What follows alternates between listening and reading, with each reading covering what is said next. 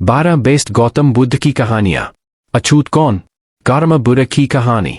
महात्मा बुद्ध प्रवचन सभा में आकर मौन बैठ गए। शिष्य समुदाय उनके इस मौन के कारण चिंतित हुए कि कहीं वे अस्वस्थ तो नहीं है।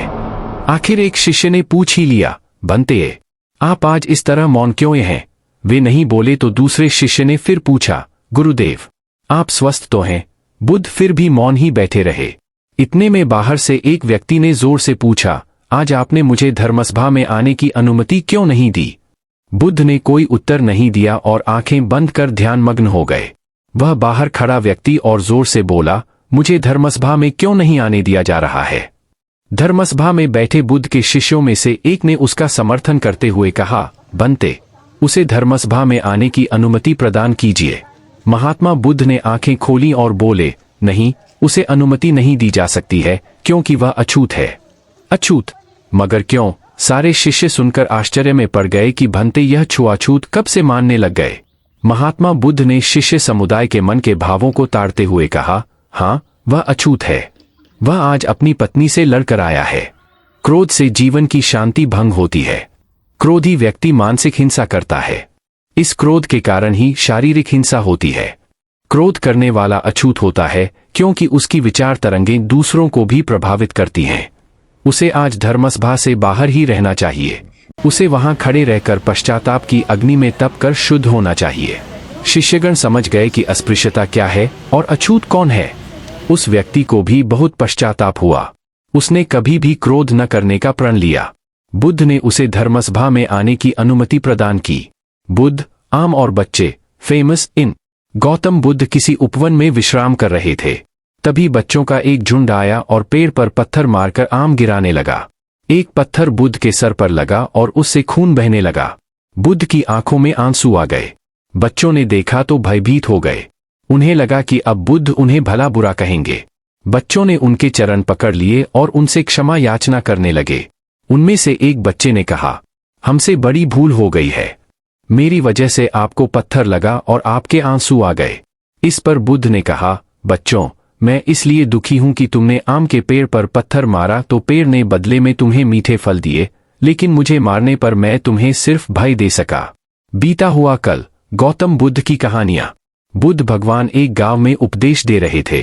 उन्होंने कहा कि हर किसी को धरती माता की तरह सहनशील तथा क्षमाशील होना चाहिए। क्रोध ऐसी आग है जिसमें क्रोध करने वाला दूसरों को जलाएगा तथा खुद भी जल जाएगा। सभा में सभी शांति से बुद्ध की वाणी सुन रहे थे, लेकिन वहां स्वभाव से ही अतिक्रोधी एक ऐसा व्यक्ति भी बैठा हुआ था जिसे ये सारी बातें बेतुकी लग रही थी। वह कुछ देर ये सब सुनता रहा, फिर अचानक ही आग बबूला होकर बोलने लगा, तुम पाखंडी हो। बड़ी बड़ी बातें करना यही तुम्हारा काम। तुम लोगों को भ्रमित कर रहे हो। तुम्हारी ये बातें आज के समय में कोई मायने नहीं रखती। ऐसे कई कटु वचनों सुनकर भी बुद्ध शांत रहे।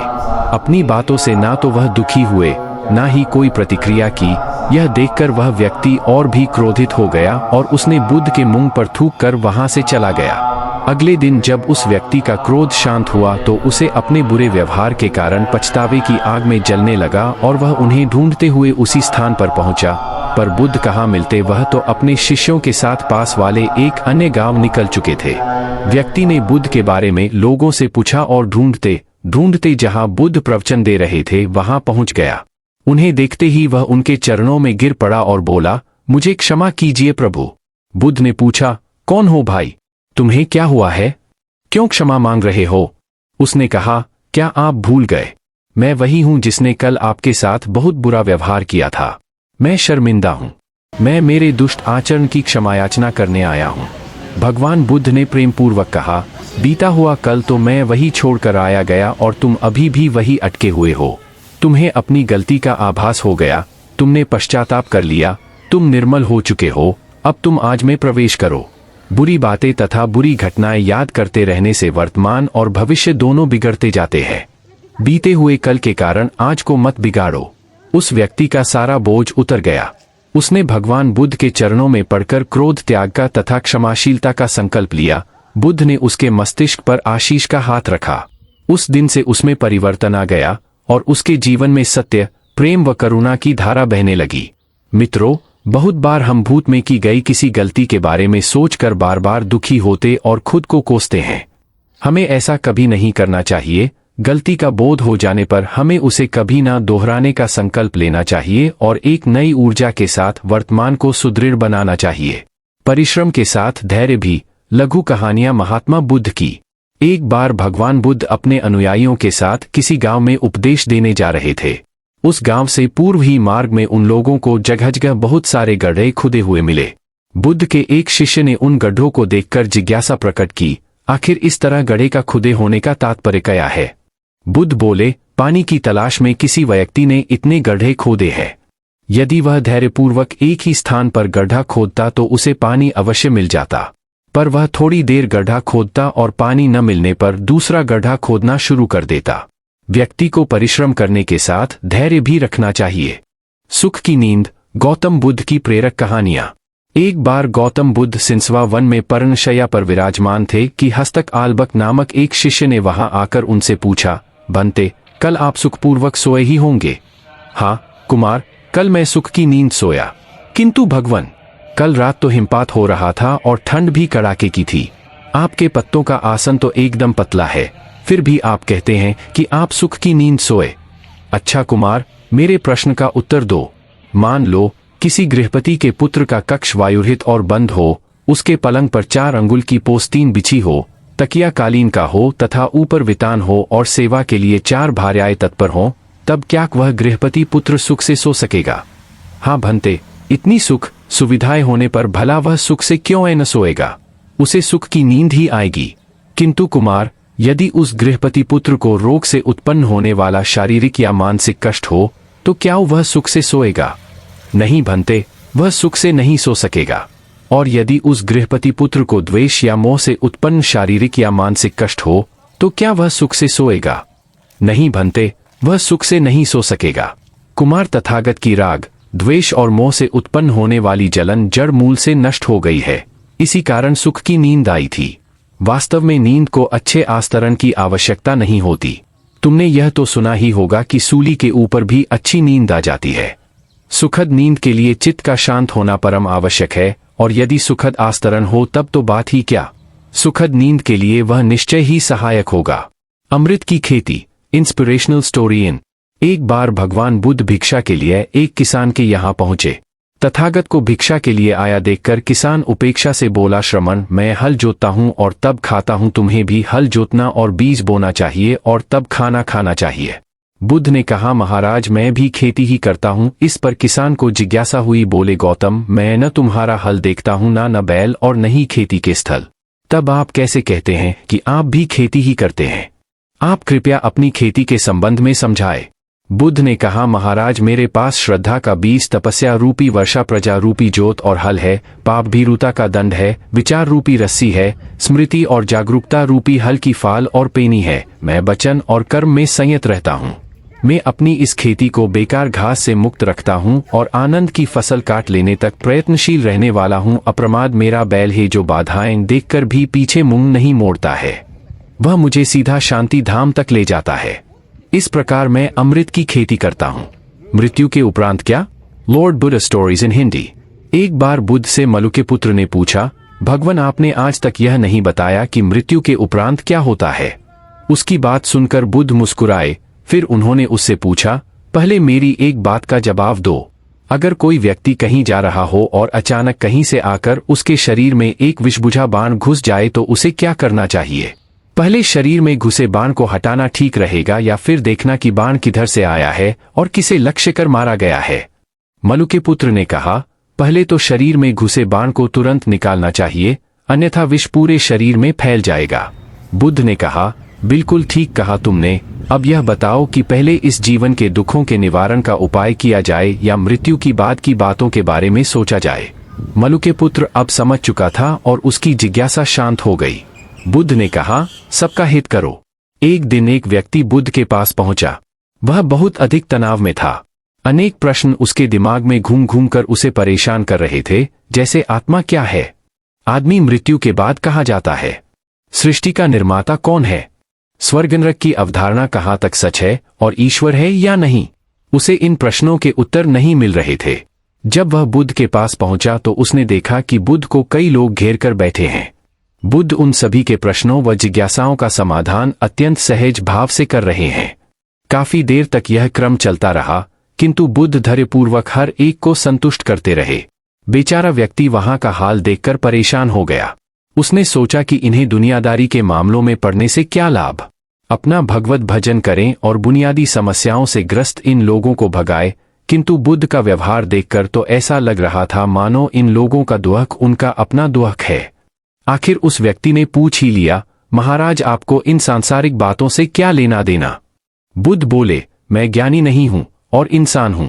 वैसे भी वह ज्ञान किस काम का जो इतना घमंडी और आत्मकेंद्रित हो कि अपने अतिरिक्त दूसरे की चिंता ही न कर सके। ऐसा ज्ञान तो अज्ञान से भी बुरा है। बुद्ध की बातें सुनकर व्यक्ति की उलझन दूर हो गई। उस दिन से उसकी सोच व आचरण दोनों बदल गए। कथा का सार यह है कि ज्ञान तभी सार्थक होता है जब वह लोक कल्याण में संलग्न हो। भरतलाल शर्मा। बुद्ध ने युवक को सत्संग का महत्व समझाया। महात्मा बुद्ध एक गांव में ठहरे हुए थे। वे प्रतिदिन शाम को वहां पर सत्संग करते थे। भक्तों की भीड़ होती थी क्योंकि उनके प्रवचनों से जीवन को सही दिशा बोध प्राप्त होता था। बुद्ध की वाणी में गजब का जादू था। उनके शब्द श्रोता के दिल में उतर जाते थे। एक युवक प्रतिदिन बुद्ध का प्रवचन सुनता था। एक दिन जब प्रवचन समाप्त हो गए तो वह बुद्ध के पास गया और बोला, महाराज, मैं काफी दिनों से आपके प्रवचन सुन रहा हूं, किंतु यहां से जाने के बाद मैं अपने गृहस्थ जीवन में वैसा सदाचरण नहीं कर पाता जैसा यहां से सुनकर जाता हूं। इससे सत्संग के महत्व पर शंका भी होने लगती है। बताइए मैं क्या करूं? बुद्ध ने युवक को बांस की एक टोकरी देते हुए उसमें पानी भरकर लाने के लिए कहा। युवक टोकरी में जल भरने में असफल रहा। बुद्ध ने यह कार्य निरंतर जारी रखने के लिए कहा। युवक प्रतिदिन टोकरी में जल भरने का प्रयास करता, किंतु सफल नहीं हो पाता। कुछ दिनों बाद बुद्ध ने उससे पूछा, इतने दिनों से टोकरी में लगातार जल डालने से क्या टोकरी में कोई फर्क नजर आया? युवक बोला, एक फर्क जरूर नजर आया है। पहले टोकरी के साथ मिट्टी जमा होती थी, अब वह साफ दिखाई देती है। कोई गंदगी नहीं दिखाई देती है और इसके छेद पहले जितने बड़े नहीं रह गए, वे बहुत छोटे हो गए हैं। तब बुद्ध ने उसे समझाया, यदि इसी तरह उसे पानी में निरंतर डालते रहोगे तो कुछ ही दिनों में ये छेद फूलकर बंद हो जाएंगे और टोकरी में पानी भर पाओगे। इसी प्रकार जो निरंतर सत्संग करते हैं उनका मन एक दिन अवश्य निर्मल हो जाता है। अवगुणों के छिद्र भरने लगते हैं और गुणों का जल भरने लगता है। युवक ने बुद्ध से अपनी समस्या का समाधान पा लिया। निरंतर सत्संग से दुर्जन भी सज्जन हो जाते हैं, क्योंकि महापुरुषों की पवित्र वाणी उनके मानसिक विकारों को दूर कर उनमें सद्विचारों का आलोक प्रसारित कर देती है। भरतलाल शर्मा। बुद्ध की शिक्षा से मेहनत सफल हुई। गौतम बुद्ध की प्रेरणादायक कहानी। एक आदमी को बुद्ध ने सुझाव दिया कि दूर से पानी लाते हो, क्यों नहीं अपने घर के पास एक कुआं खोद लेते? हमेशा के लिए पानी की समस्या से छुटकारा मिल जाएगा। सलाह मानकर उस आदमी ने कुआं खोदना शुरू किया, लेकिन 7-8 फीट खोदने के बाद उसे पानी तो क्या, गीली मिट्टी का भी चिन्ह नहीं मिला। उसने वह जगह छोड़कर दूसरी जगह खुदाई शुरू की, लेकिन 10 फीट खोदने के बाद भी उसमें पानी नहीं निकला। उसने फिर तीसरी जगह कुआं खोदना शुरू किया, लेकिन यहाँ भी उसे निराशा ही हाथ लगी। इस क्रम में उसने 8-10 फीट के 10 कुएं खोद डाले, लेकिन पानी कहीं नहीं मिला।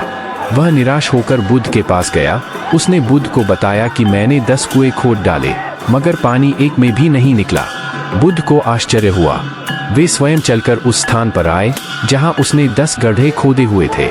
बुद्ध ने उन गड्ढों की गहराई देखी और सारा माजरा समझ गए। फिर वे बोले, 10 कुएं खोदने की बजाय एक कुएं में ही तुम अपना सारा परिश्रम लगाते तो पानी कब का मिल गया होता। तुम सब गड्ढों को बंद कर दो, केवल एक को गहरा करते जाओ, पानी निकल आएगा। उसने बुद्ध की बात मानकर ऐसा ही किया। परिणामस्वरूप कुआं पूर्ण होते ही पानी निकल आया। सबने भगवान बुद्ध की जय जयकार की। भरतलाल शर्मा। बुद्ध के ज्ञान से सेठ ने पाया सुख। बुद्ध की शिक्षाएं। धन्ना सेठ के पास 7 पुश्तों के पालन पोषण जितना धन था।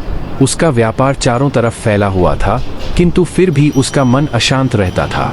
कभी धन की सुरक्षा की चिंता, तो कभी व्यापारिक प्रतिस्पर्धा में आगे निकलने का तनाव। चिंता और तनाव के कारण वह अस्वस्थ रहने लगा। उसके मित्र ने उसकी गिरती दशा देखी तो उसे बुद्ध के पास जाने की सलाह दी। सेठ बुद्ध के पास पहुंचा और अपनी समस्या बताई। बुद्ध ने उसे सांत्वना देते हुए कहा, तुम घबराओ मत, तुम्हारा कष्ट अवश्य दूर होगा। बस तुम यहाँ कुछ दिन रहकर ध्यान किया करो। बुद्ध के कहे अनुसार सेठ ने रोज ध्यान करना शुरू कर दिया, किंतु सेठ का मन ध्यान में नहीं लगा। वह जैसे ही ध्यान करने बैठता, उसका मन फिर अपनी दुनिया में चला जाता।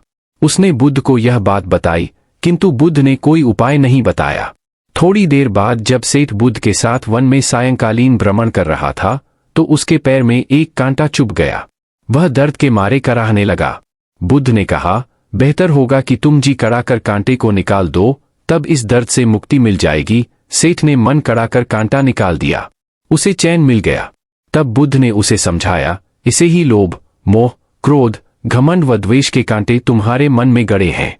जब तक अपने मन की संकल्प शक्ति से उन्हें नहीं निकालोगे, अशांत ही रहोगे। सेठ का अज्ञान बुद्ध के इन शब्दों से दूर हो गया और उसने निर्मल हृदय की राह पकड़ ली। अपनी कुप्रवृत्तियों से मुक्ति के लिए संकल्पबद्धता अनिवार्य है। जब तक व्यक्ति दृढ़ निश्चय न कर ले, वह अपनी गलत आदतों से मुक्त नहीं हो सकता। भरतलाल शर्मा। बुद्ध की शिक्षा से गांव का उद्धार हुआ। एक युवक ने बुद्ध से आकर कहा, मेरा गांव अशिक्षित है। मैं अपने परिवार से झगड़कर थोड़ा बहुत पढ़ पाया हूं। आगे और पढ़ना चाहता हूं, किंतु सभी रोक रहे हैं। घर के लोग सोचते हैं कि खेती में खूब पैसा है और उसके लिए किसी शिक्षा की आवश्यकता नहीं है। यही सोच गांव वालों की भी है। कृपया आप मेरे गांव चलकर वहां शिक्षा का प्रसार करवाइए। बुद्ध युवक की बात मानकर गांव आ गए। धर्म भीरू ग्रामीणों ने बुद्ध का सत्कार किया और रोज उनके प्रवचन सुनने आने लगे। बुद्ध जब भी शिक्षा का महत्व बताते, ग्रामीण विरोधी मत रखते। एक दिन एक महिला अपने 5 साल के बच्चे के लिए पूछने लगी कि उसे किस उम्र से शिक्षा दिलवाए। तब बुद्ध ने समझाया कि तुम्हें तो 5 वर्ष पूर्व उसकी शिक्षा शुरू कर देनी थी। उसे क्या खाना है, क्या नहीं, कैसे व क्या बोलना है आदि बातें शुरू से सिखाओगी, तभी तो वह अपना उचित ख्याल रख सकेगा। बुद्ध की यह बात महिला सहित सभी ग्रामीणों को समझ में आ गई। उन्होंने अपने बच्चों को विद्यालय भेजना शुरू किया। यह समय वर्षा का था। युवक ने लोगों को जल संग्रहण की तकनीक बताई। अधिकांश ने उपहास किया, किंतु युवक अपना काम करता रहा। बुद्ध का सहयोग प्राप्त था, इसलिए किसी ने उसका खुलकर विरोध नहीं किया। जब गर्मी में भीषण जल संकट के कारण फसलें सूखने लगीं, तो युवक ने कुएं खुदवाए, जिनमें जल संग्रहण की तकनीक के कारण खूब पानी निकला। ग्रामीण अब शिक्षा का महत्व समझ चुके थे। धीरे धीरे संपूर्ण गांव शिक्षित हो गया। ज्ञान हर उम्र में अर्जित किया जा सकता है। यही ज्ञान हमें जीवन में आने वाली समस्याओं के समाधान की राह सुझाता है। 1